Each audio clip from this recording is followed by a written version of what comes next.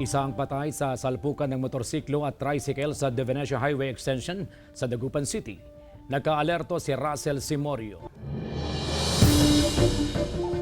Nasawi ang 51 anyo sa si Jimmy Morales matapos masalpok ng motorsiklo ang minamanehong tricycle malapit sa tulay sa De Venecia Highway Extension sa Dagupan City. Tumilapon ang biktima at bumagsak sa semento.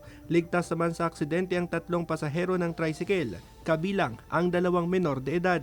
Malakas siya kasi naghiwalay yung naghiwalay yung sidecar tapos single. Ayon sa pulisya, papaliko ang tricycle patungong Barangay Pantal nang makasalubong niya ang motorsiklo. Pagliko po ng tricycle po natin, ay doon po nagkasalpukan sila ng single doon po sa side ng lane ng single na motorsiklo. Ang inaano lang natin dito, ang tinitignan nating dahilan is yung human error kasi at isa pa yung road condition kasi nga palusong yung tulay. Base doon sa wreckage, talagang mabilis po yung takbo ng dalawa. Tsaka siguro hindi natin ma-verify pa kung under the influence of alcohol. Ligtas ang driver ng motorsiklo na nagpapagaling sa ospital matapos magtamo ng mga sugat sa katawan. Nakatakdang mag-usap ang mga kaanak ng biktima at driver ng motorsiklo.